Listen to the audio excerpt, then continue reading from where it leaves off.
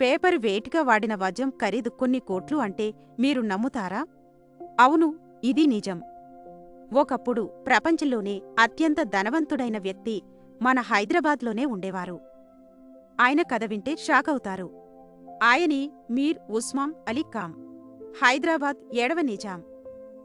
1940లలో time magazine ఆయన్ను ప్రపంచంలోనే అత్యంత ధనవంతుడిగా ప్రకటించింది. ఆయన సంపద అంతులేనిది. అంత డబ్బున్నా ఆయన చాలా పొదుపుగా ఉండేవారు. ఆయన దుస్తులు చాలా సాదాసీదాగా ఉండేవి. సొంతంగా అల్లుకున్న సాక్స్ వేసుకునేవారని అంటారు. ఎంత విచిత్రం కదా! 1948లో రాజ్యం పోయింది. కాని 1956 వరకు ఆయన రాజప్రముఖగా అంటే గవర్నర్ హోదాలో కొనసాగారు.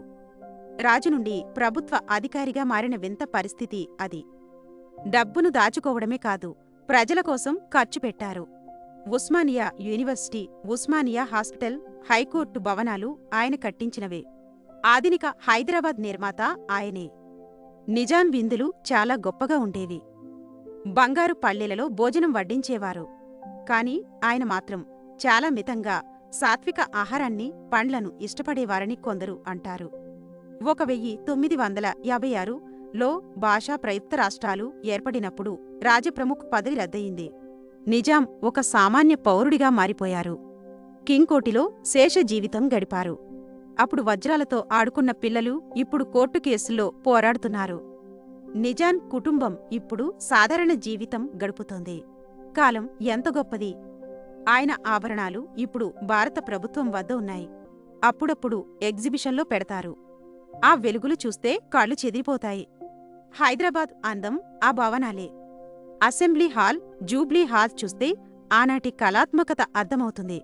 అవి ఇప్పటికీ హైదరాబాద్కు తలమానికం.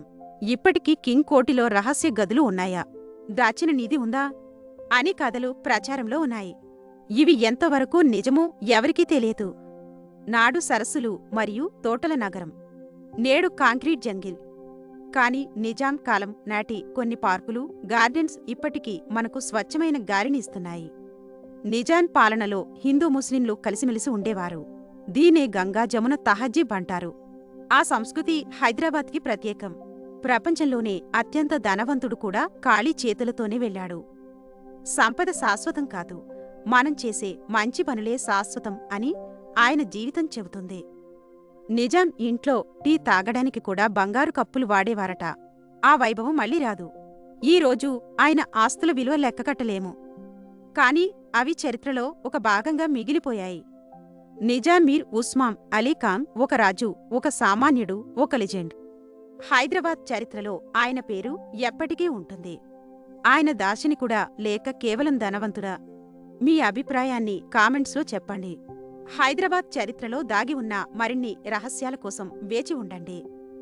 తెలుగు టిల్స్ ఛానల్ను సబ్స్క్రైబ్ చేయండి మరియు గంట సింబల్ను నొక్కండి.